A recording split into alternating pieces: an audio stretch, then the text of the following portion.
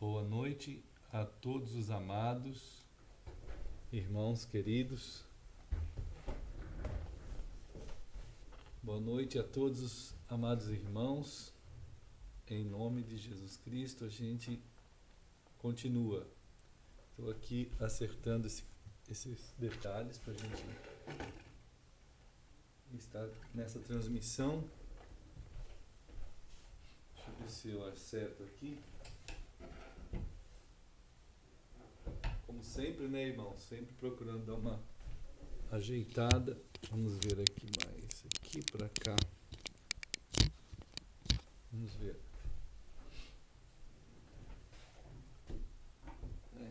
Tá bom, né? Tá bom. Vamos ver aqui. A todos os amados irmãos que estão em todos os lugares. Aqui em Florianópolis, Santa Catarina, Blumenau, também Santa Catarina, São Paulo, Campinas, São Paulo, e São Bernardo do Campo, Rio de Janeiro e algumas outras cidades que têm visitado o nosso site. São várias cidades e tem nos alegrado muito com a sua presença ali e se tornando parte da alegria proposta por Cristo enquanto caminhamos por aqui, ver a presença de vocês lá no site. Da mesma forma, os irmãos fora do Brasil, em vários países, principalmente lá nos Estados Unidos, em 4 principais lugares que têm aparecido, que é no Missouri, Virgínia, New Jersey e Califórnia, e também na cidade de Nova York e outros lugares que têm também aparecido e a gente vê ali no site. Para nós é uma alegria imensa. O propósito do nosso estudo, da nossa continuação, da nossa comunhão é sempre esse, o único de manter-nos sob a direção e a condução da palavra do Senhor, conforme ela é. Um dos graves problemas que tem acontecido hoje em dia é a perda do senso da verdade e então do uso correto da hermenêutica e da exegese. São matérias que ajudam cada um de nós ao exame das Escrituras, desde que a base, a raiz não esteja viciada. O vício da base, que a gente chama, é quando na partida, no momento da partida, da reflexão daquela matéria, alguns pontos são tidos como acríticos, não estão sujeitos a qualquer tipo de avaliação pela palavra que é o nosso cânon, que deveria ser o cânon, a perfeita palavra de Deus, a inerrante palavra de Deus, a imutável palavra de Deus, a eterna palavra de Deus. Então essa palavra não pode ser mudada jamais, né? E no entanto, nos tempos que vivemos, isso houve uma mudança da autoridade do autor. Então o autor tem a autoridade para o leitor, então gerou uma espécie de leitoridade. Então esse tipo de coisa não pode acontecer, e tem acontecido e acaba sendo um grande prejuízo, né? Para todo mundo que quer se aproximar. Oi, filho. Do anúncio da palavra, né? Daquilo que a palavra significa. A palavra de Deus, ela é o que é, né? Nós somos alcançados por essa palavra e por isso fomos salvos pela palavra de Deus, que é a palavra falada de Deus, é a palavra escrita de Deus, é a palavra encarnada de Deus na pessoa de Jesus. E essa palavra gera em nós o fenômeno da dádiva de Deus também, da graça, que é a fé, né? E então, queridos irmãos, nós estamos aí, procurando incentivar cada um a estar ampliando o seu coração, querendo muito de todo o coração. Essa é a ampliação que se espera, né? De cada coração, em que ele ao invés de permitir somente um pouquinho de alcance da palavra de Deus, né? Só um pouquinho, ou pelo menos 50%, ou 80%, nem 90% e nem 99%. O Senhor quer que nós ampliemos o nosso coração de tal modo que todo ele seja sujeito, né? Submisso, tenha vontade mesmo sincera de querer que a palavra do Senhor ela faça a leitura da nossa vida. Nós deixemos de lado a maneira secular de raciocinar a Bíblia como algo a ser estudado, né? Para que haja em nós uma atitude de servos, né? De sujeição amorosa, carinhosa, expondo o nosso coração àquilo que a palavra de Deus vai ler a gente. Querer muito ler é ser lido pela palavra de Deus, né? Ser olhado pela palavra de Deus, ser mudado, né? Pela palavra de Deus. Então, esses aspectos, assim, nos dias de hoje, eles estão quase desaparecendo do meio dos cristãos pela leitoridade, onde cada um leitor, que são grandes nomes no meio evangélico ou no meio teológico, em geral, assumem essa autoridade, entre aspas, porque não são autores da palavra, mas eles acabam se tornando autores, leitores. Então, essas autoridades mexendo com as pessoas como se fosse o autor, né? Então, não pode acontecer isso. Então, isso tem gerado uma população evangélica extremamente anêmica, imensamente grande. Não se sabe se todos esses evangélicos são salvos pela própria maneira como a palavra foi alterada pelos leitores, e então esses diversos vieses da palavra geraram diversidade de pregação. E embora todo mundo mantenha o nome Jesus, porque também seria um absurdo mudar o nome Jesus, o que de fato já mudou, né? Embora mantenha o mesmo nome Jesus, mas na realidade é um xará, são vários xarás, são dezenas de Jesus que tem por aí, cada um pregando um tipo de cor, um tipo de postura, ideologia, teologia, e isso tudo gera uma população extremamente anêmica, numa distância muito grande da fonte, da base, do fundamento, e às vezes nem está perto do Senhor Jesus. E assim, por isso também um dos sintomas é a multiplicação do mercado evangélico, né? Do mercado religioso, do mercado teológico, da oferta mercantil da teologia atual. E então você tem essa multidão de teologias, desde as mais bizarras, de gente voando pelos palcos, gente rastejando igual cobra, gente tomando atitudes e realmente sendo possessos por demônios, e ali dizendo serem cheios do Espírito Santo, assoprados por líderes evangélicos, essas coisas bizarras, fantasmagóricas, né? Dignas de... nem o Spielberg imagina uma coisa dessa, mas a criatividade evangélica é muito grande para imaginar essas coisas aí, né? Então é uma indecência muito grande, né? É algo absurdo e a gente vai, no meio de tudo isso, vendo essa fragilidade, né? Deixa eu ver aqui quem está falando. Ah, irmão Paulo, irmã Regina resfriada. Irmão, tem a Margarida resfriada, tia Bá resfriada, né? A Regina resfriada, o pessoal aqui em casa teve mal também semana passada.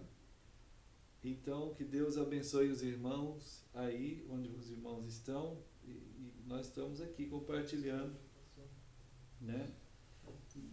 Dessa também orando, né? Compartilhando da palavra e orando assim por todos. E mesmo que alguns não estejam aqui, mas todos estamos aqui em Cristo, né? Todos estamos aqui. Eis-nos aqui, Senhor. Né? Onde Isaías disse, eis-me aqui, era o lugar do Senhor. Então, os irmãos lá, em suas casas, que não puderam chegar nessa reunião, nessa coinonia aqui, nós também estamos numa coinonia diante do Senhor, no mesmo Espírito. Né? O que a gente tem pensado muito é, então, essa continuidade, né? Que o Senhor tem nos chamado e assim a gente vai continuando. A anemia é muito grande, o prejuízo então é muito grande também, por causa da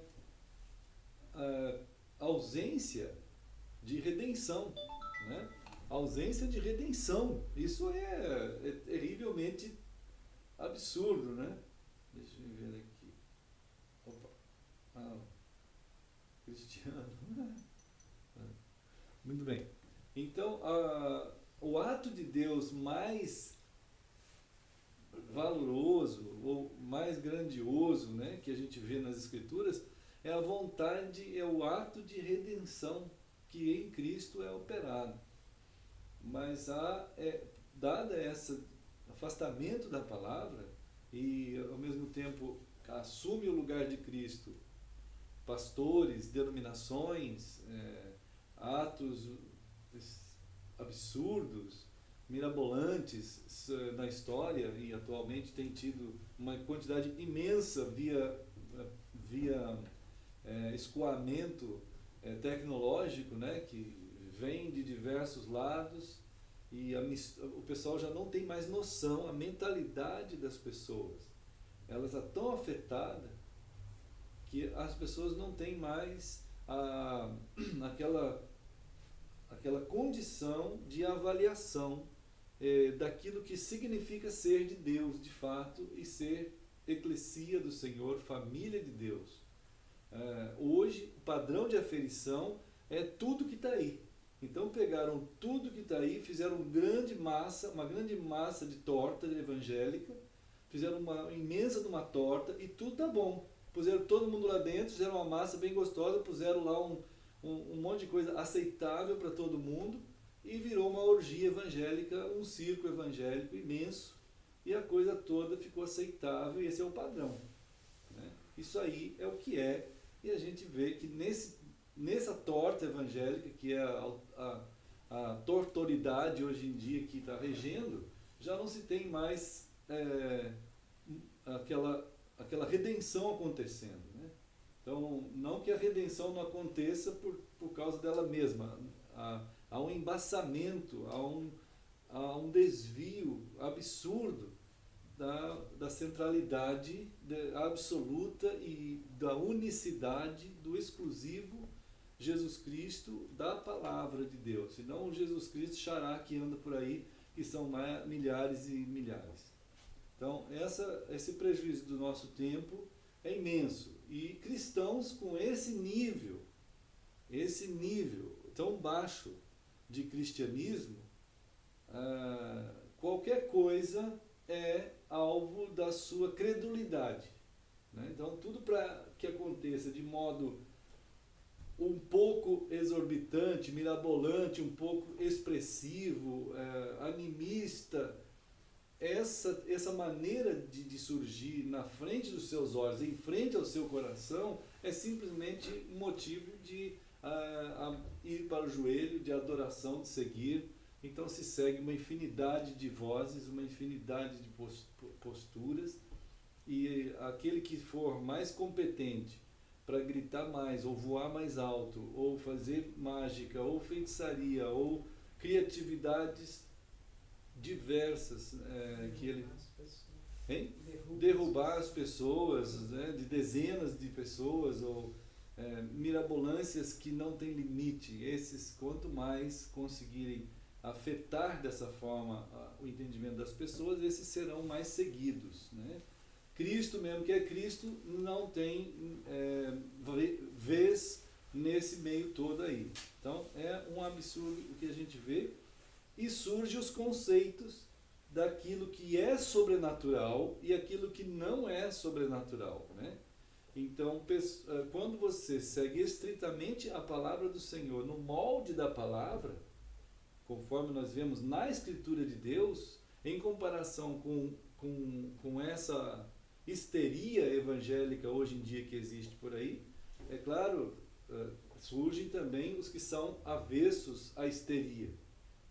Existem aqueles evangélicos que não gostam da histeria, então eles vão para o outro lado, o oposto, e se tornam totalmente neutros em tudo, e assumem a sua posição encaixotada dentro da sua denominação, no seu mosteiro denominacional, e que ali é tido como o lugar por excelência de Deus e de Cristo, e isso também não é, né?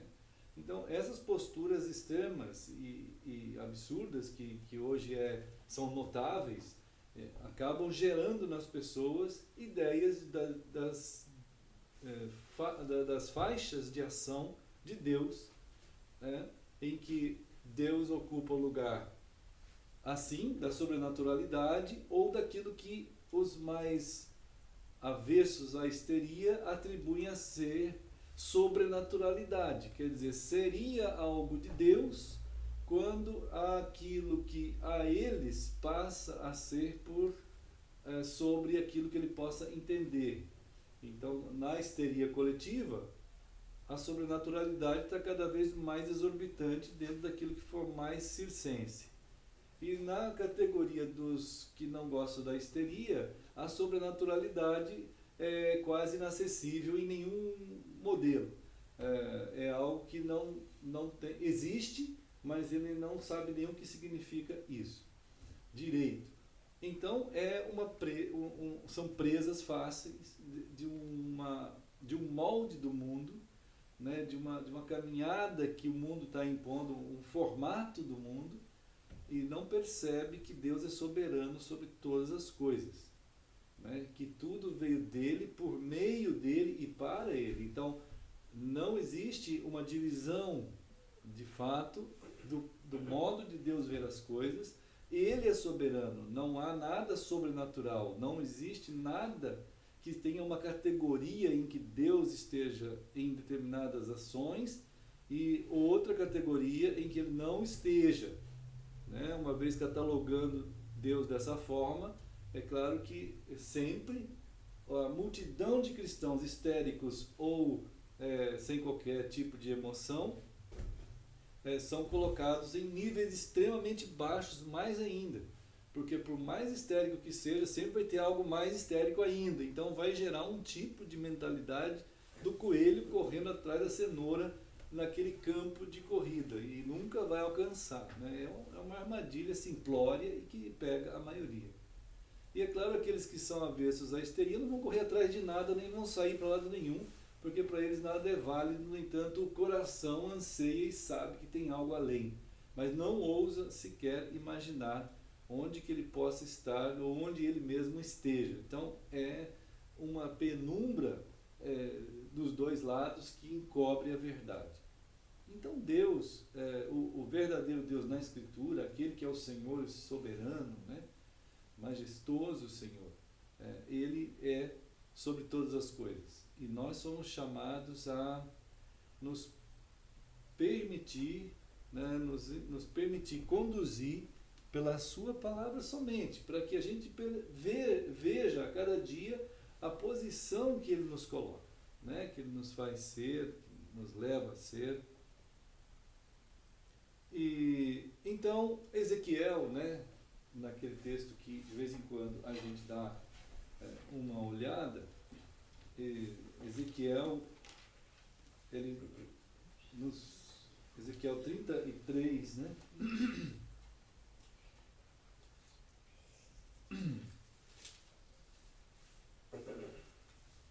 É uma pergunta, né, que a gente vê e que faz parte da nossa reflexão, porque essa é a questão por excelência da humanidade. Ezequiel 33:10, quando eles fazem uma pergunta, não é? Como então viveremos?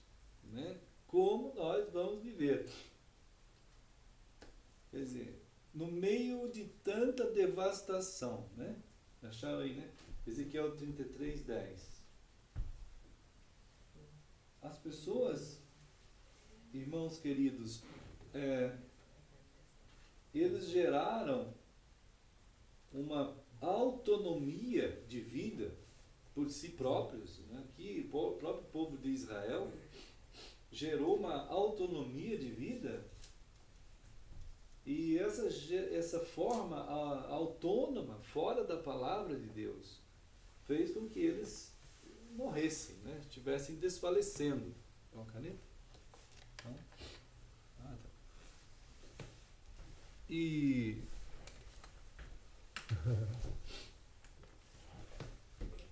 é extremamente relevante esse momento, porque Deus está atento ao que está acontecendo com o seu povo, né? Nós somos alcançados pela palavra, nos tornamos de Deus por causa do ato da salvação, da redenção. Após isso, nós continuamos sendo tratados pela palavra, e nós percebemos a imensa distância entre a palavra de Deus como ela é e o que foi fabricado pelo homem, principalmente nesses últimos 17 séculos. Né? A distância imensa da palavra, e sob um paradigma totalmente humano, de religiosidades humanas misturadas, né? E geraram algo chamado cristianismo sobre a terra. Mas não é só isso. O Cristo não é, na verdade, não é nem isso. O Senhor e o Espírito Santo e a palavra do Senhor estão operando aquilo que ele tem que operar sobre a terra. E isso aí, junto, por um lado, mais espiritual e religioso, e por outro lado, as devastações, né? Os assassinatos, as guerras, as fomes, os terremotos, as catástrofes. Então, essas guerras atuais que têm feito debates dos mais inocentes na forma de expor os argumentos a respeito do Oriente Médio, que a gente vê as paixões exacerbadas, absurdas aparecendo de todo lado, né? Pessoas apaixonadas pela Palestina, pessoas apaixonadas pelo Israel, pessoas e aí lá na Ucrânia, lá na Rússia, pessoas apaixonadas pela Ucrânia, pessoas apaixonadas pelos Estados Unidos, outro pela Rússia, e fica essa confusão no mundo. O avião cai, o outro é derrubado, e então são coisas assim, e fora outras e outras dezenas de aberrações que vão aparecendo no meio de tantos tipos de ideologias e de teologias, enfim, filosofias e todo tipo de sofias que tenham por aí.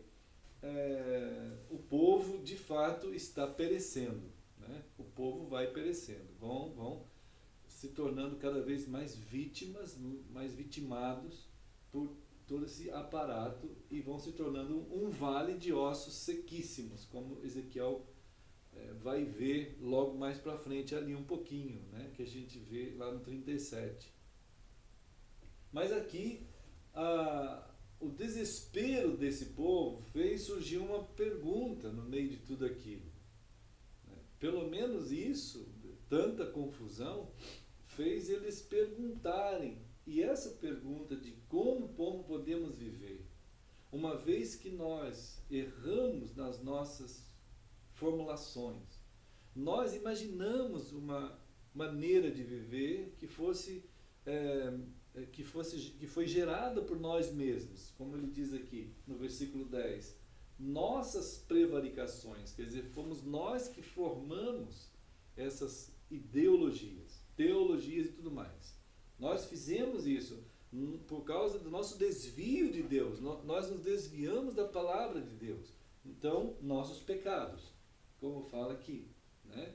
O desvio da palavra de Deus gerou essa multiplicidade de possibilidades e opções e mercados para que o ser humano se atirasse nele, atraentes, e são atraentes, e as pessoas vão, né? E se adaptam àquilo ali rapidamente. É fácil uma estrutura que é má se adaptar ao que é mal. É rápido. A gente vê como cresce rápido o mato no meio do joio, o joio no meio do trigo. Cresce muito rápido. É muito fácil surgir na mente das pessoas, no coração das pessoas, aquilo que é contrário à palavra de Deus. De um dia para o outro, de uma noite para outra, a pessoa já está falando bobagem, está falando heresia, né? E está se perdendo nesse oceano, esse labirinto de heresias. E depois a pessoa já não sabe mais o que é certo e o que é errado, porque a mente dele está aberta para todo tipo de informação.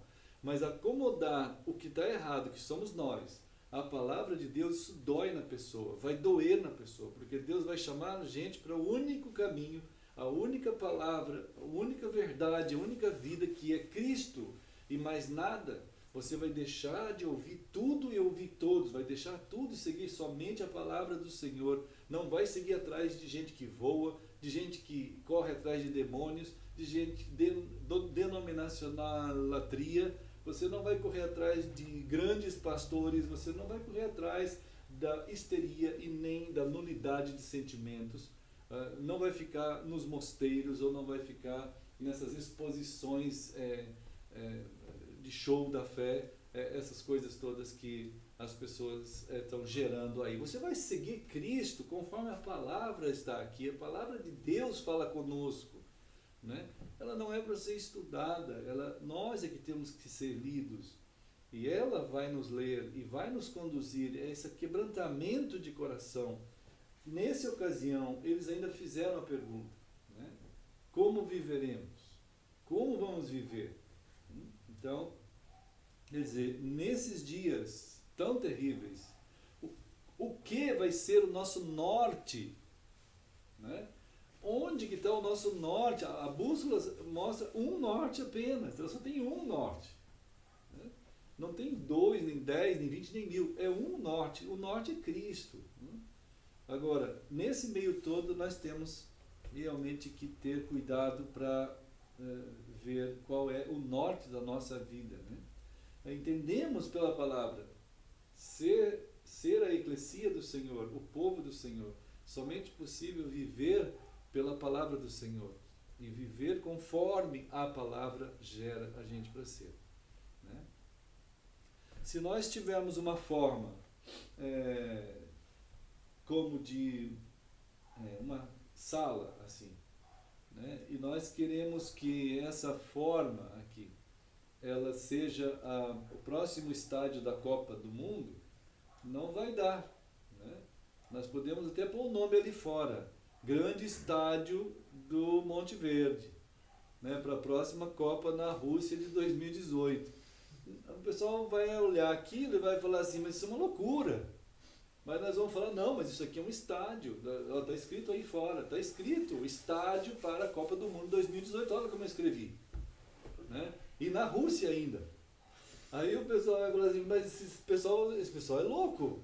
Mas ela falou, não, olha, leia de novo, leia. Aí vai passar o tempo que o pessoal vai começar a acreditar. Eles vão começar a entrar aqui para ver os jogadores jogar aqui nesse estádio, na Copa do Mundo de 2018. E é assim que tem sido o cristianismo. Qualquer lugar que põe o nome igreja, todo mundo pensa que é igreja mesmo. Qualquer um que põe o nome pastor, já pensa que é pastor mesmo. Por 17 séculos tem sido assim. E hoje o único lugar que as pessoas podem ver a verdade, eles conseguiram fazer com que a Bíblia acomodasse a essas estruturas novas que foram surgindo. E ao ler, ele lê a Bíblia, ele não permite a Bíblia ler mais, nem isso é possível hoje. nem em denominações, nem em escolas teológicas confessionais. Você já tem tudo pronto, acomodado devidamente, para ensinar as pessoas naqueles determinados lugares conforme a sua própria crença, né? Já na sua própria prevaricação, seus próprios pecados. Então não se tem mais a palavra de Deus como aquele norte que vai mexer de tal maneira. Ela é assim, a palavra de Deus faz isso, mas a dureza de coração das pessoas não querem, né? Simplesmente eles não querem. Eles não admitem a crítica sobre eles mesmos, né? Hoje, com essa multiplicidade assumida, gerou uma inércia, né? Uma anestesia. É como uma picada, tem uma picada que anestesia a pessoa, deixa ele paralisado. Aí a pessoa fica lá parado. Aquilo ali não alcança mais, ele é insensível. Ele não faz uma pergunta: será que nós estamos certos ou estamos errados? Como que diz a palavra do Senhor? Né?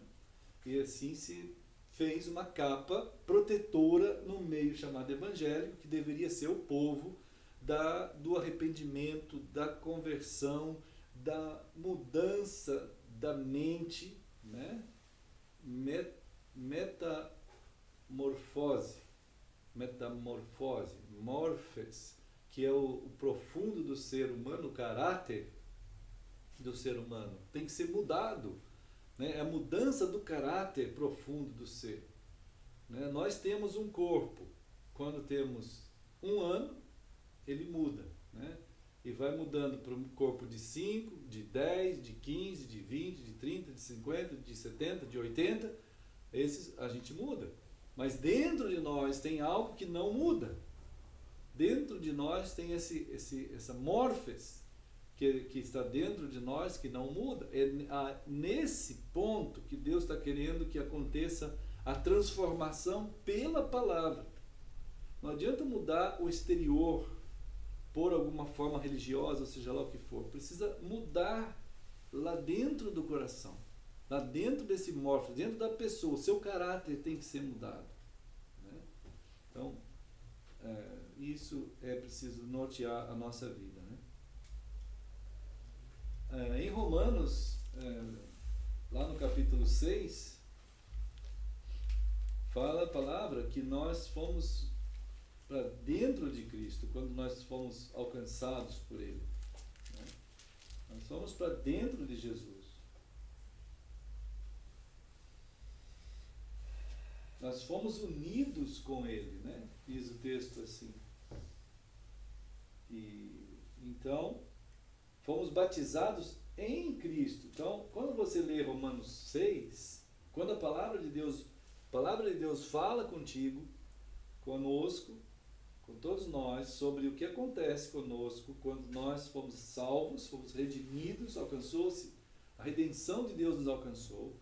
Diz aqui Romanos 6, no versículo 3, que todos nós fomos batizados em Cristo. Quer dizer, nós fomos alcançados na redenção de Deus de tal modo que nós fomos para dentro de Cristo. Não tem mais nada que no mercado aí proposto pelos homens que deveria ser alvo do nosso, como que eles dizem, sonho de consumo, né? Existe um sonho de consumo evangélico que é ser cada vez mais poderoso, cada vez mais alto, mais elevado, melhor que o outro, mais poderoso, tem mais manifestações do Espírito Santo, como dizem as teologias, cada dia mais mirabolantes, e enfim, isso não tem nenhuma validade na Escritura, conforme a palavra, porque nós fomos imersos em Cristo, fomos para dentro de Jesus, né? Isso é Cristo que é aquele que nos guarda, né? Que nós somos guardados nele, né? Esse ato de estarmos em Cristo, unidos, lá no 5, diz no versículo 5, que nós somos unidos com Ele. Então, isso é unidos com Cristo. Essas coisas... Deixa eu acertar aqui. esses fenômenos, essas dádivas, esses atos de Deus que estão em nós, que nos inseriu em Cristo, né? Operou em nós também e opera e quer operar em nós, além dessa redenção, Ele quer operar em nós a visão de Deus para a vida também. Né? Não adianta, mas não é só isso. A redenção é a plenitude, e essa plenitude, ela trabalha em nós. A plenitude de Deus é a redenção em Cristo. Depois da redenção em Cristo, começa a ser operado em nós esse caráter de Cristo em nós, né? Esse sentimento de Cristo em nós, como está escrito em Filipenses, né? Filipenses diz, a palavra do Senhor nos diz, né? Diz a todos nós, e essas coisas, essas falas da palavra do Senhor, é que de fato torna uma pessoa com as características de Cristo, né? E eclesia de Deus. A eclesia de Deus não é uma quantidade de gente reunida num templo, estudando a Bíblia, cantando, um pastor falando, ou esses elementos todos têm sido uma das mais difíceis barreiras a serem percebidas pelos cristãos nos dias desses 17 séculos para cá, né? Principalmente agora, que é o nosso próprio século. Não se questiona esses modelos totalmente equivocados, totalmente errados, mas mantidos como sagrados, né? Mais até do que a própria Bíblia. Ninguém vai questionar denominação, ela existe ou não existe? Igrejas, templo, existem ou não existe? Igrejas institucionais existem ou não existem? Então existe tudo. Tudo isso existe, até mesmo igrejas celulares, igrejas domésticas. Totalmente absurdo. Então incluíram já as igrejas domésticas como parte da aceitabilidade nos dias de hoje. Mas não se pergunta qual é a forma, né, que Jesus fez acontecer. Se você tem uma forma, como falamos do estádio agora há pouco, mas se você tem uma forma de um negócio desse aqui de própolis, né, se você tem essa forma aqui, né, vou até pegar e pôr um pouco na minha garganta, né, aí você tem essa forma aqui, você fala assim, isso aqui é bonito, acho que vou guardar uns 10 livros aqui, né? Eu estou precisando de espaço na minha estante, vou pôr aqui uns 10 livros, acho que vai caber. Você é meio maluco um negócio desse, né? Então não vai caber 10 livros aqui, não é assim, né? As definições de vírus foram atualizadas. Escutaram aí, ó, as definições de vírus foram atualizadas. Irmãos, essas coisas são tão preciosas para nós sermos tocados pelo Senhor, porque a palavra do Senhor, ela fala que o alvo do Senhor é que nós tenhamos, caiba em nós, esteja em nós o sentimento que houve em Cristo, né? Diz aqui isso no capítulo 2, versículo 5. Tende em vós o mesmo sentimento que houve em Cristo. Em vós, quer dizer, nós, a eclesia do Senhor. Nós, a pessoa alcançada pelo Senhor. Para nós termos, caber em nós, essas grandezas de Deus, nós precisamos estar na forma que vai caber isso. Nós estamos salvos em Cristo, mas o modo todo que o Senhor vai operar essas grandezas para acontecer em nós, nós precisamos estar na forma. Quando o Senhor fez o mundo todo, quando Ele trabalhou na construção do universo, Ele deu uma forma ao universo. Houve um tempo que a Terra era sem forma e vazia, mas a palavra de Deus deu forma, né? E deu a forma que deu, e cada coisa tem a sua forma, porque cada coisa criada, ela vai exercer a sua função naquilo para o qual foi criada, na forma que aquilo tem. Não é possível a luz ser a luz se não for na forma como é. Não é possível os peixes serem peixes se não tiverem a forma de peixes. Isso é claro, contestado por Darwin, mas nós sabemos dessa aberração, dessa contestação, né? Então, a questão da forma é extremamente importante, é extremamente relevante. Haja luz e houve luz. Haja e houve. Haja e houve. Então, a forma de ser família de Deus, povo de Deus, né? Sermos eclesia do Senhor, é que vai dar condições a nós de estarmos sendo tratados pelo Senhor a nível tal que no caráter nosso vai surgir o caráter de Cristo, a partir da palavra de Deus que fala a nós, dentro de nós estarmos provendo a forma para a qual Ele, na sua palavra, fez com que fôssemos e quer que sejamos. Então, ser eclesia, ser chamados por Cristo, então é a primeira condição, né? Ser eclesia, ser chamado. Esse é o significado da palavra, ser chamado. Ser eclesia não é você ter um prédio para entrar lá dentro e ficar lá, é você ser chamado por Deus, por Cristo, ser chamado por Ele, porque senão você não encontra o Senhor, é Ele que te encontra. Então Ele te encontra, você é chamado por Ele, e ao ser chamado por Ele começa um processo então de vida que ocorre a partir dele para ti. E ele te junta, ele te faz parte de uma oikoios, quer dizer, de uma família, né, que gera então uma koinonia, uma comunhão dessa família. E a forma está na própria palavra, né? A forma está na palavra. A forma de nós sermos está na palavra. Então o Senhor está gerando uma família que vai viver como família. Ela vai estar num ambiente familiar.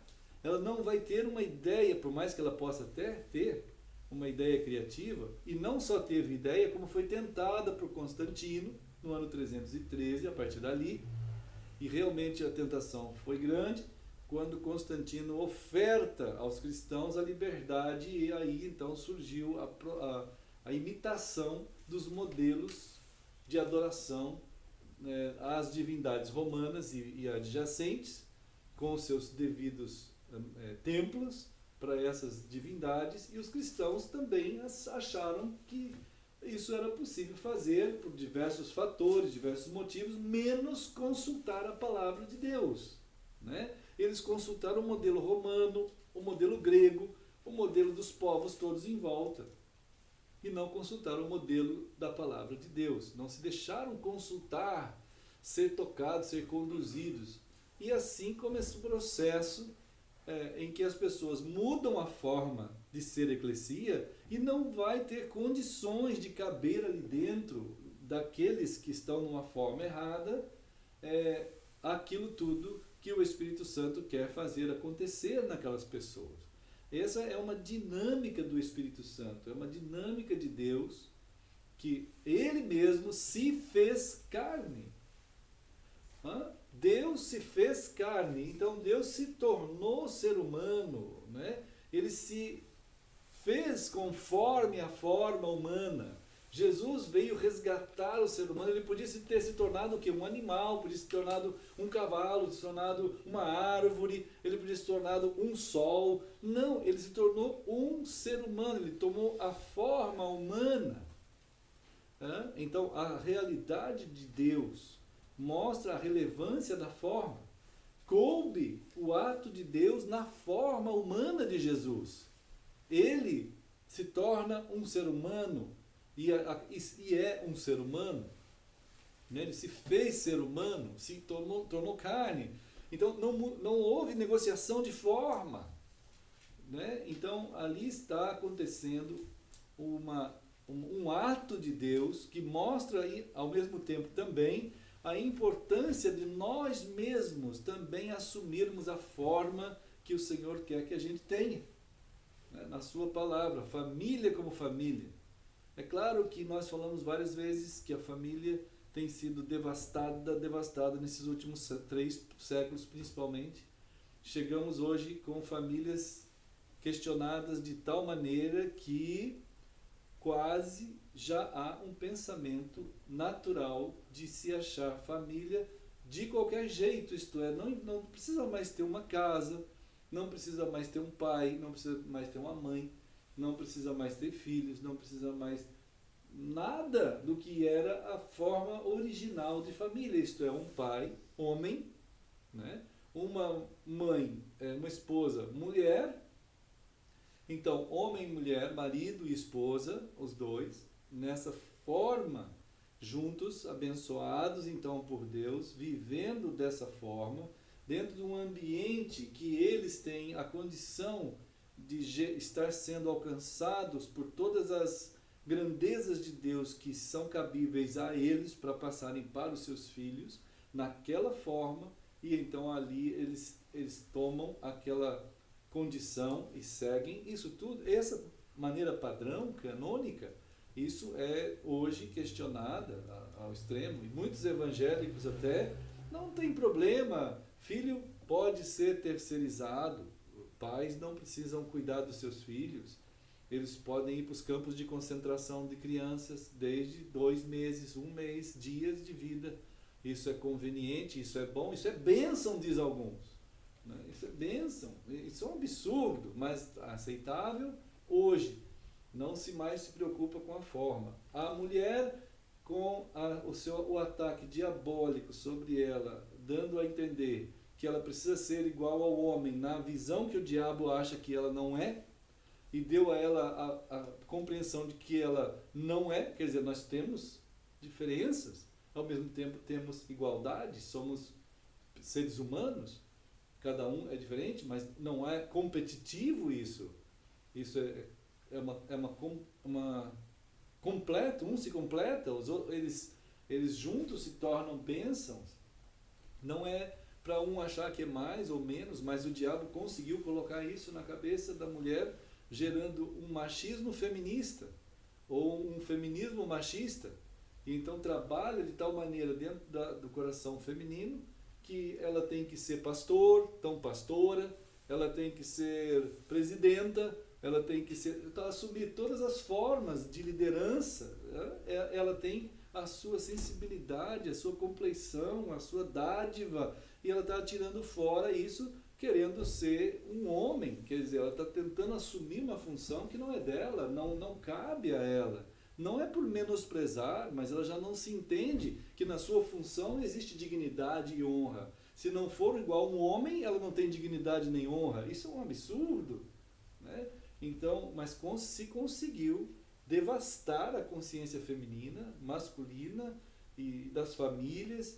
E é claro, quando isso vai para o lado dos chamados de Deus, da eclesia do Senhor, já não se imagina nem o que é um lar, para se entender a palavra oikoio, a palavra família de Deus.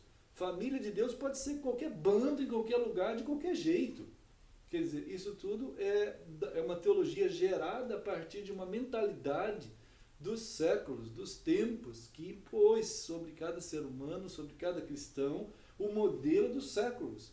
Né? Como diz Romanos 12. Romanos 12 fala do cuidado que nós temos que ter com esse tipo de sugestão da sociedade, né? Das tradições, das opções morais, das opções éticas, das opções teológicas, das opções ideológicas, das opções do mundo. Isso é descrito em Romanos 12. Né? Irmãos, eu peço a vocês, pelas misericórdias de Deus, que apresenteis os vossos corpos por sacrifício vivo, santo e agradável a Deus, que é o vosso culto racional. E não vos conformeis com este século. Isto é, há uma imposição do tempo, do mundo que se vive, da formação de culturas dentro desse mundo, né? Culturas éticas, morais, teológicas, ideológicas, de todo nível, e que esse tipo de formação de sugestão e de imposições vão ir para cima e sobre a mentalidade cristã, dos cristãos. Né? e sutilmente elas vão poder fazer uma proposta, ou não somente uma proposta, até mesmo um aliciamento, e vão conseguir impor-se além e sobre a palavra do Senhor, né?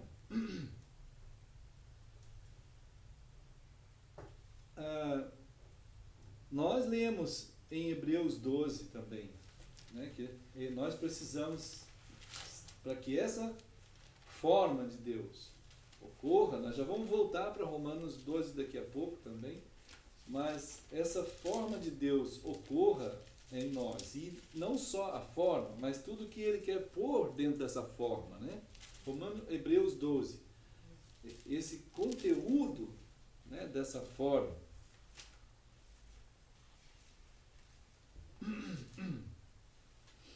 Esse conteúdo dessa forma, a forma e o conteúdo então são importantes, são juntos, são concomitantes, são casados.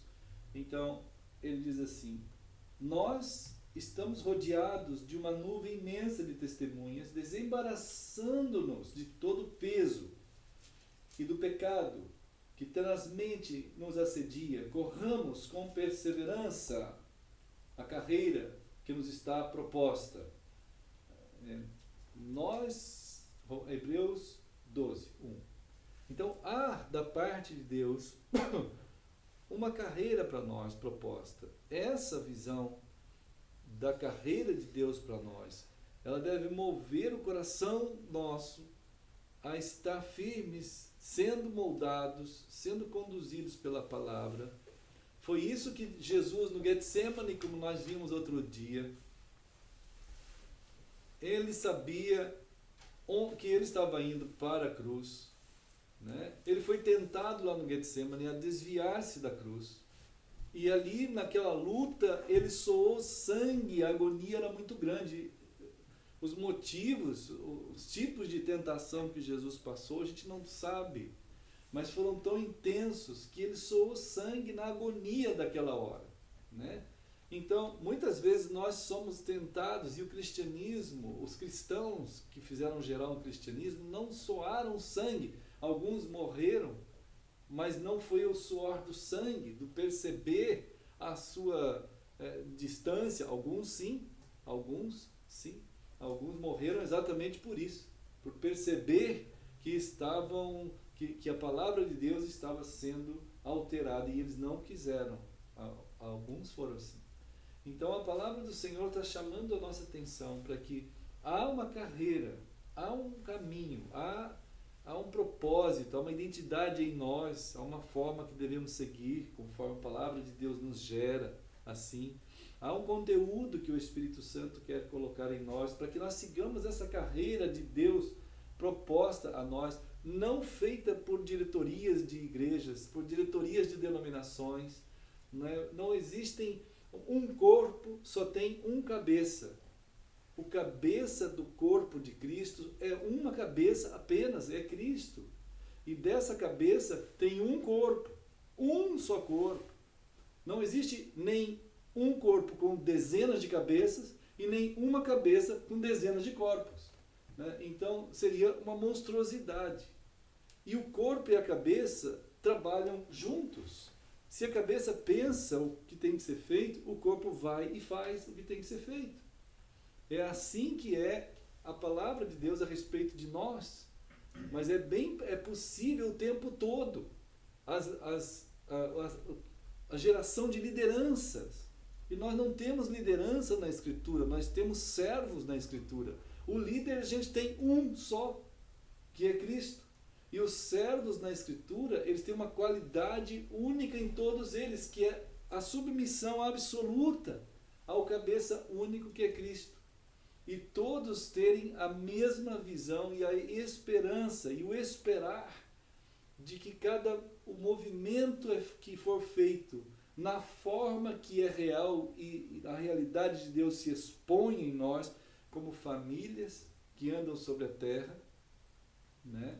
E então aconteça a manifestação do mistério de Deus, como diz Efésios, né? O mistério de Deus que esteve oculto, agora pela eclesia, isto é, pelos chamados, se tornam manifesto diante dos poderes e potestades, diante dos anjos, diante da terra.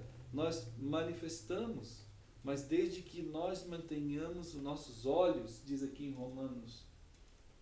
Hebreus 12, 2, nós precisamos estar olhando firmemente para Jesus, né? Olhando firmemente para o autor, então a autoridade, e ele que é o autor e consumador da fé, né? A fé que conduz a gente a essa carreira, a manter-nos na carreira que Deus nos propôs. Essas considerações, elas estão ficando cada vez mais afastadas da reflexão do coração dos cristãos, né, irmãos? É lamentável tudo isso.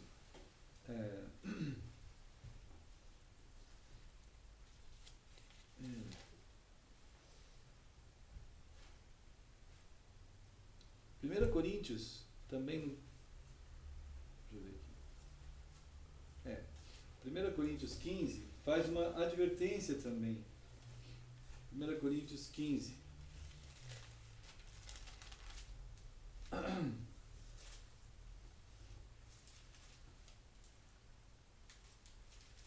E é importante a gente estar atento a essas palavras que querem nos ler, nos mover, para que a ação do Espírito Santo na palavra de Deus em nós gere o testemunho de Cristo. Gere o testemunho de Cristo, isto é, a fisionomia de Cristo seja vista na eclesia. E não a fisionomia de uma empresa, não a fisionomia de uma forma humana gerada ali. Então fica um conflito em muitos cristãos hoje em dia, né? Muitos cristãos hoje em dia, eles estão agoniados e agonizando dentro de modelos humanos. Há uma intuição, entre aspas, nessa palavra assim, há um sentimento ali dentro desses cristãos verdadeiros de que esses moldes não sejam certos. E ali eles vão suportando, e alguns grandes homens de Deus, não sei se entre aspas ou não, mas conseguem arrumar argumentos suficientes para essas pessoas ficarem, ao invés de darem argumentos para eles se tornarem eclesia de Deus. Então, eles acabam dizendo assim, problemas tem em todos os lugares. Tem nessa igreja aqui, naquela igreja lá, naquela igreja. Então, o argumento é extremamente frágil, porque é gerado astutamente por um coração que quer manter o sistema. Então ele diz, problema tem aqui, tem ali, e é verdade, e essa é a verdade do argumento. Mas o argumento na sua base está viciado, e está errado. Ele não deveria partir daí, isto é, realmente nem existe isso como eclesia. Né? Então os sentimentos de alguns que estão percebendo um pouco que aquilo pode ser que não seja certo, não é alimentado pela palavra de Deus, mas é contraposto pelo argumento que viciado está na base e que sai em defesa do sistema e que afirma que todas as pessoas e todas essas igrejas são problemáticas. E eles dizem são problemáticas, mas ele está afirmando pelo mal que está dentro das igrejas, para dizer, então é verdade, vamos ficar por aqui mesmo.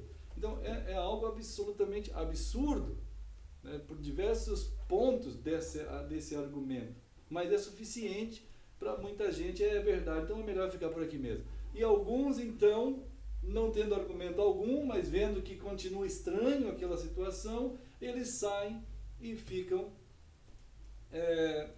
soltos por aí, que também não é certo. Né? Não é assim, ficar solto por aí.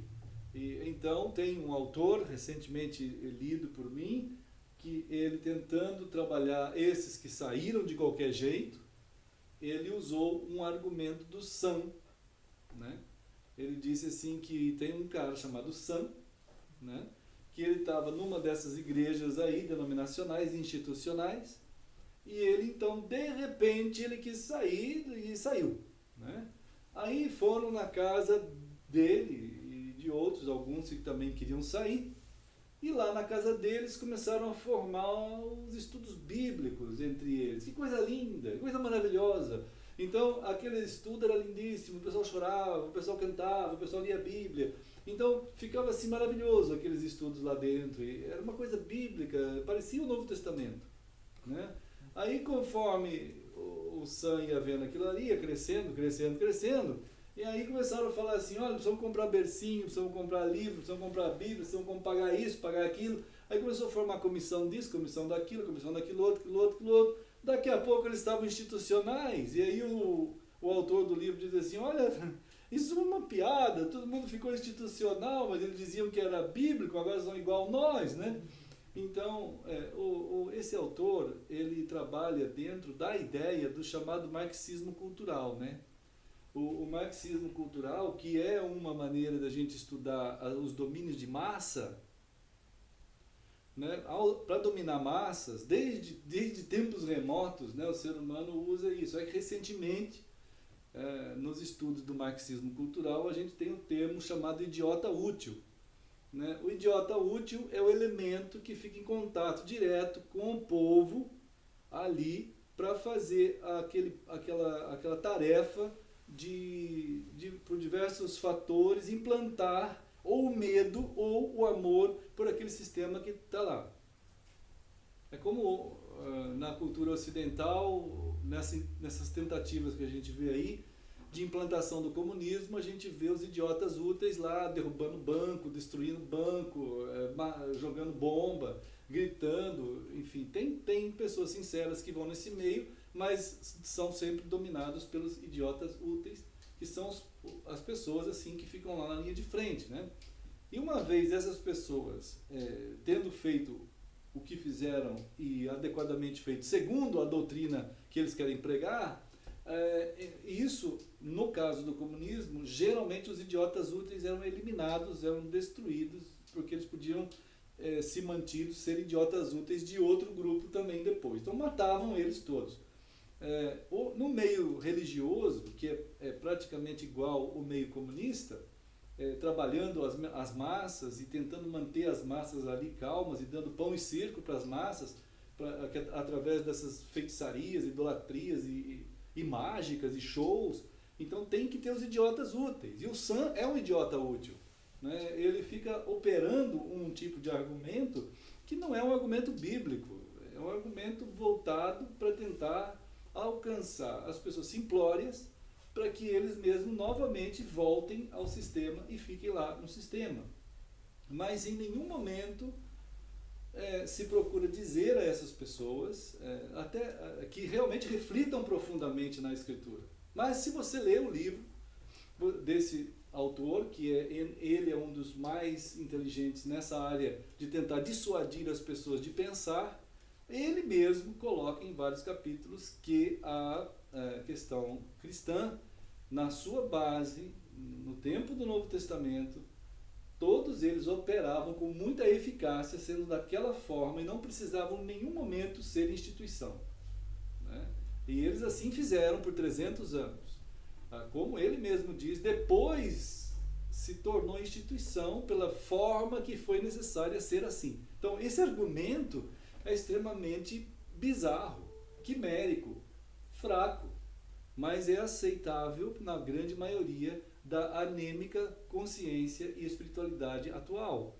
E o pessoal aplaude porque, mais uma vez, referenda o absurdo que se encontram, né? Então, é um aplauso para si mesmo, um absurdo, né? Mas a palavra do Senhor, em 1 Coríntios 15, afirma que a nossa esperança, no 1 Coríntios 15, 19, né? A nossa esperança, se essa esperança em Cristo se limita apenas a esta vida, somos os mais infelizes e miseráveis dos homens, né? Então, a miserabilidade que o ser humano busca atualmente é impressionante, já é tida como a maior riqueza que o cristianismo tem, é a miserabilidade, porque ela raciocina estritamente em cima daquilo que é desse mundo, embora coloque nomenclaturas e termos e terminologias bíblicas, mas em nada definidos pela vida, né? Pela vida. Eles usam Jesus, usam céu, usam inferno, usam igreja, usam todas essas nomenclaturas bíblicas, mas a forma de viver não está sendo conforme a própria palavra diz, né? Então não podemos aceitar a miserabilidade. A nossa esperança precisa estar em Cristo, sim, e não se limitar a esta vida. Não se limitar a conceituações que essa vida ou essa inteligência mundana, no sentido do mundo, e humana, possam gerar sobre a palavra de Deus e conduzir a gente ainda menos ainda, né? Lá em Romanos tem uma expressão, Romanos 12, tem uma expressão muito, muito preciosa para nós, né? Romanos 12, vamos ver, Romanos 12,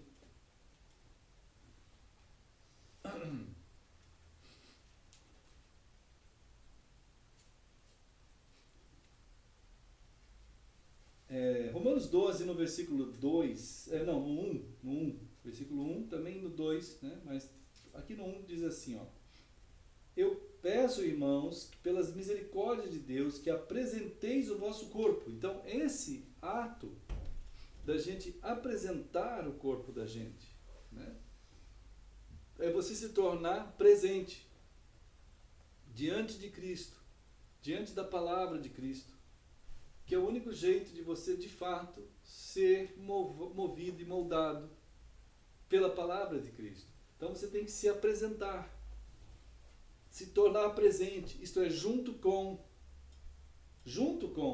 Jesus.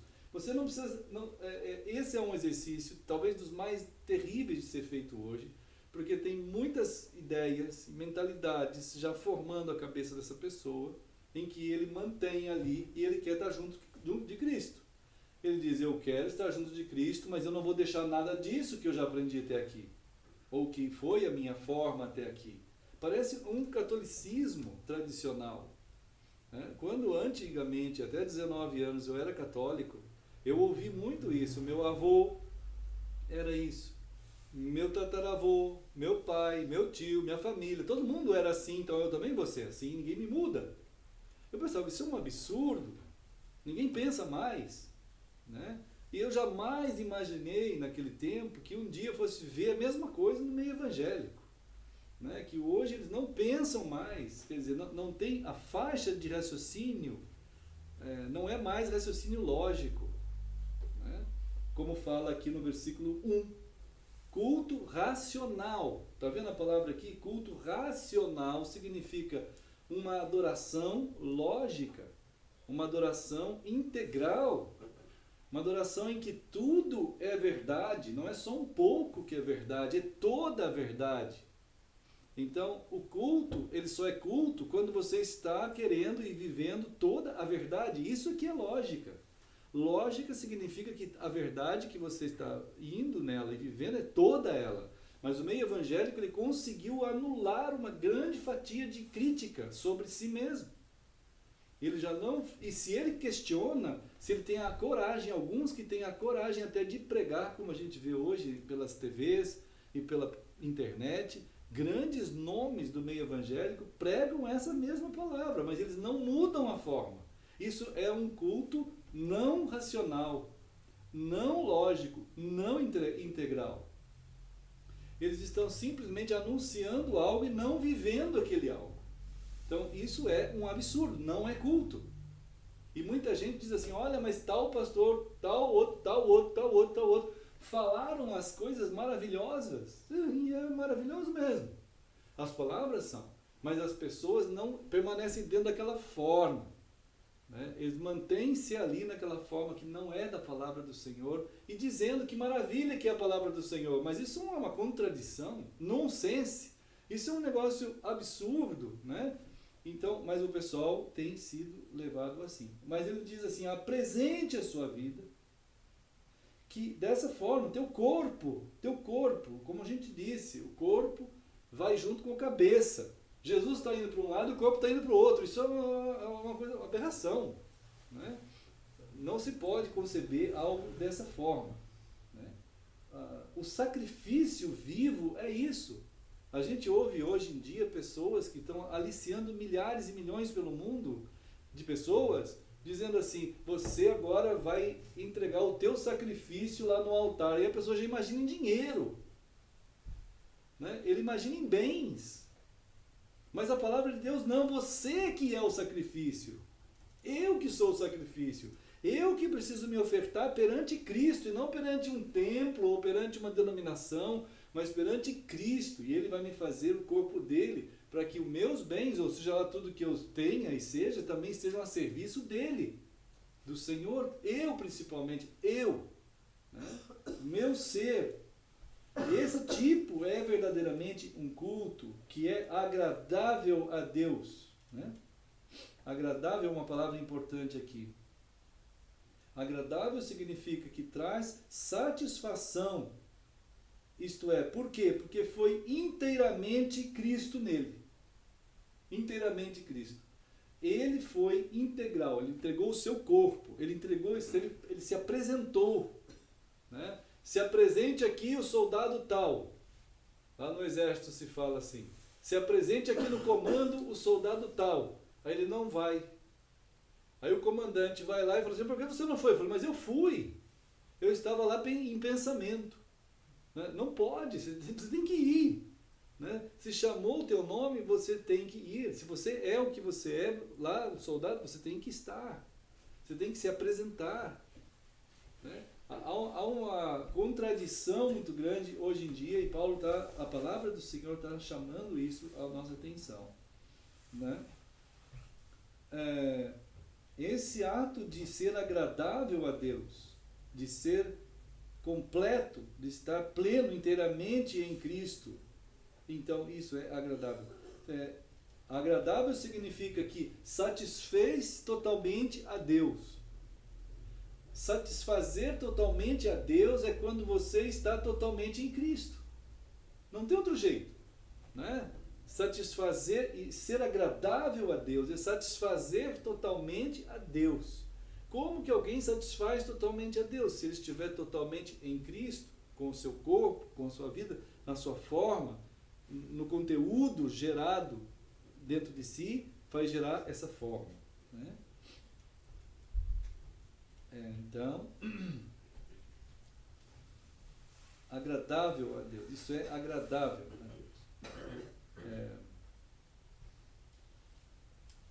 Então, irmãos, vamos continuando a pensar, deixar-nos ser conduzidos, né, pela palavra do Senhor, cada dia da nossa vida.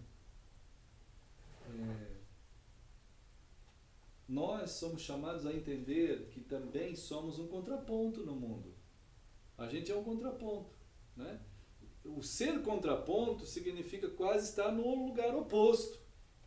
Enquanto o mundo chama ao glamour, chama às holofotes, às riquezas, ao reconhecimento, quanto mais tu estiver em Cristo, quanto mais, e você estando em Cristo de fato, isso não faz parte da cultura de Cristo, do modo de Cristo de ser, né? Então, em Cristo, o povo de Israel foi pelo deserto peregrinando, né? Abraão foi levado para o deserto, ele era um homem já constituído, já havia a sua fama, a sua moral, a sua grandeza na sua terra. O Senhor o chamou e disse, vai Abraão, vai, você vai comigo, se levanta porque eu vou por ali, você vai comigo. Mas onde? Onde, Senhor? Onde? Nós vamos para algum grande estádio, vamos inaugurar um templo do Salomão. Não, Salomão não existia ainda, né? Então nós vamos inaugurar um templo de denominação qual? E Deus disse, você vai comigo por aquele lado lá. E aquele lado lá, quando Abraão olhou, ele conhecia muito bem, lá estava o deserto. E Deus disse, vamos juntos comigo. Esse é o contraponto do mundo. E as pessoas pensam, mas como? O que ele vai fazer lá naquele deserto? Deus sabe o que significa aquilo. Deus sabe o que significa estar naquele lugar deserto, naquela hora. E aquele lá é o contraponto do testemunho. Não importa onde que o mundo esteja girando, nós estamos orbitando, andando na atmosfera de Deus, do Espírito Santo. E geralmente, e quase sempre, Hebreus 11 vai mostrar isso, nós estamos em Deus, nós vamos estar de fato mostrando o contraponto em relação ao mundo. É outra ética, é outra moral, é outra teologia, é outra ideologia, é outro tudo. Mas nós vamos estar andando. Não tem glamour, não tem holofote, você não vai construir coisas mirabolantes, você não vai ter projetos, você não vai ter planos, você não vai ter essas manifestações, essas grandezas que o ser humano quer tanto. Você vai andar num deserto com Deus. E ali você vai ser o testemunho de Cristo. Como que isso é possível? Pergunte para Deus. Como que Abraão foi testemunho no deserto? Né? Isso tem a ver com uma esfera cósmica, com uma esfera eterna, e que naquele lugar é o lugar que precisa ter alguém. E esses lugares que precisam ter alguém de Deus, hoje os cristãos não querem estar. Né? Porque a cabeça deles foi transferida para exatamente os projetos e o ser agradável ao mundo. E querem ser aquilo agradáveis a eles também. Né? Isso é, infelizmente, o nosso tempo, né? A nossa situação dramática. Então somos o contraponto, né, irmãos? Esse contraponto do Senhor aí. Irmãos, nós vamos continuar semana que vem, né? Vamos continuar semana que vem. Vamos pensar sobre isso. Eu queria muito que cada um de nós, onde cada um esteja, vocês, irmãos amados no Senhor, eclesia de Deus, que estão sendo chamados pelo Senhor, vão para a presença do Senhor. Saibam que Ele somente é o cabeça e que a sua palavra somente é a palavra suficiente e eterna, inerrante e perfeita, cujo Espírito Santo de Deus vai mexer conosco e nos levar ao lugar certo que a palavra dele determina, a ser o povo que caminha num deserto, mas é o contraponto santíssimo, onde nós, como santuário do Senhor, onde é o Santo dos Santos, onde Ele habita, povo santuário, né, que dá o testemunho de Cristo do jeito que Deus quer que a gente dê, e não do jeito que uma empresa humana forma a gente para fazer franquias de igrejas por aí, né, com visões absurdas que temos. Então, hoje em dia sendo montado sobre o povo de Deus, um jugo pesadíssimo sobre o povo de Deus. Mas não precisa ser assim, né, que nós nos ajoelhemos, que a gente queira muito seguir o que o Senhor tem a nos para nós. Nós somos o seu povo, Ele é o eterno Deus, o único Senhor, né? É claro que dessa forma, como a gente vê, às vezes tem escrito para os irmãos, talvez, né, seja tarde para muitos, mas talvez não seja tarde para alguns, né? Esses que o Senhor tem chamado a ser o seu povo, a sua eclesia, o seu remanescente, aqueles que guardam os mandamentos de Deus e o testemunho de Jesus, né, irmãos? E lutamos numa dimensão cósmica. Quando estamos desaparecidos do mundo, não significa que estamos desaparecidos de Deus. Queiramos estar nas mãos do Senhor para fazermos essa batalha, ser o Senhor toda honra e toda glória, né? E nós nos mantermos no caminho até o dia de Cristo, quando esse céu vai se abrir e vai falar o teu nome, o meu nome, o nome dos santos de Deus. E aí então nós vamos para o Senhor, né? Vamos celebrar juntos a ceia do Senhor, né? Então a irmã Nancy vai entregar o pão. Vamos celebrar que ceamos o Senhor de fato. Ele é o nosso alimento. Nós ceamos juntos o Senhor, né? Jesus disse assim em Mateus 24, um dia Jesus disse, onde estiverem 2 ou 3 em meu nome, eu estarei com eles. Isso é a grande dádiva do Senhor, falando com amor profundo do seu coração à sua eclesia. E nós seguimos, né, sendo anunciadores, e agora, como agora, né, cada um nas suas casas, nós aqui, nós 3 aqui, né, mas na comunhão santa que temos com vocês, em toda, como Paulo fala em Coríntios 1, versículo 2, a eclesia do Senhor que está em todos os lugares, né? Nós celebramos juntos nessa comunhão que só Cristo pode fazer, que é loucura para o mundo, que é escândalo e ofensa, mas nós estamos assim, celebrando e sendo o contraponto de Deus, anunciando que Jesus disse assim, que Ele estaria lá, indo para a cruz, chamou os seus discípulos, pegou o pão e orou.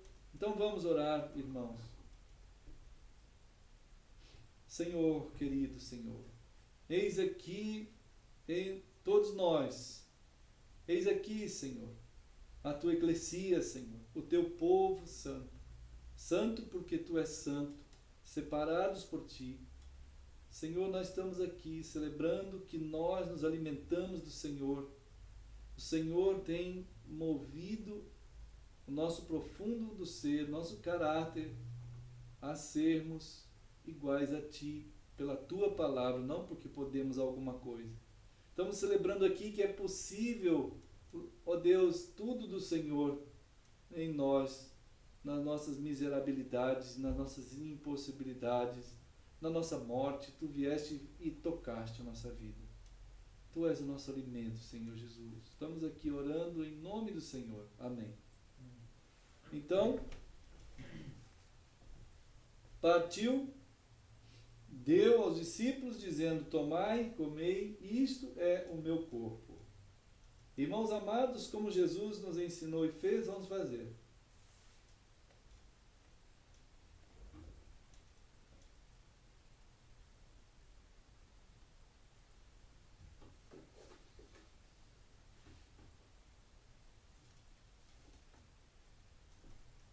Amém. Amém, né, amados? Jesus, então, junto com os seus, ele pegou o cálice,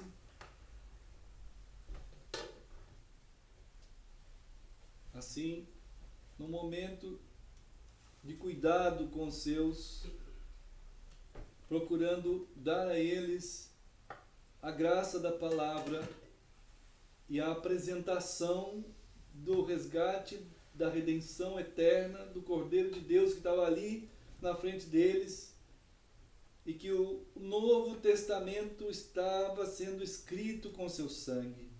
E Jesus, então, ele pegou o cálice e deu graças.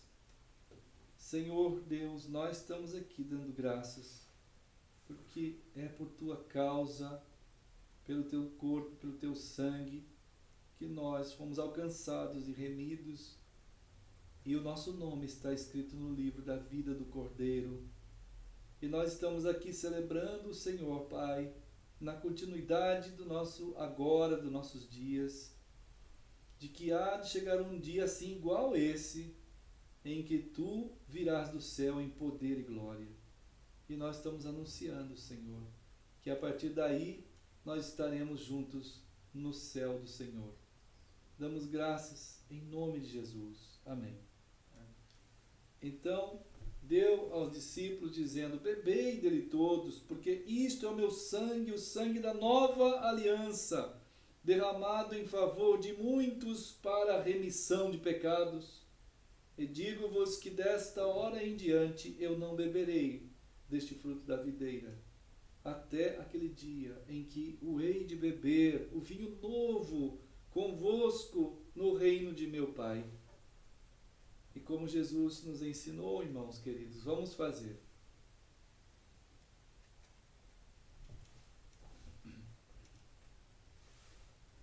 Ó Senhor querido, aqui, nesse nosso tempo, o teu povo celebrou o Senhor. Nós estamos continuando a celebrar o Senhor, por causa da tua graça sobre nós. Ajuda-nos, Senhor, a no meio de tantas turbulências e vozes, o teu povo sempre ouça somente a tua voz. No meio de tudo, continuemos firmes. Abençoa-nos, Senhor, em nome de Jesus. Amém.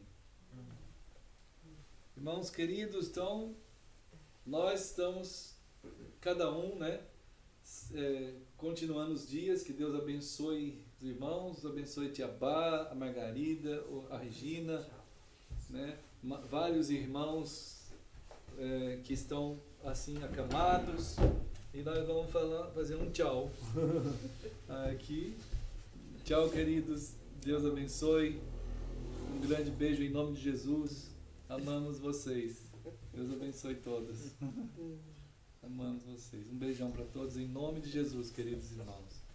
Qualquer coisa, entre em contato, liguem, entre comunicando por e-mail ou até no Facebook, que nós usamos para remir a tecnologia, tentando remi-la para honra e glória de Deus, usando de uma maneira santa as palavras que ali nós colocamos e as postagens. Deus abençoe todos e nós vamos seguindo, e Deus proteja cada um em seu bendito nome, conforme a sua bendita e preciosa promessa, que é a nossa alegria proposta, que está diante de nós, irmãos.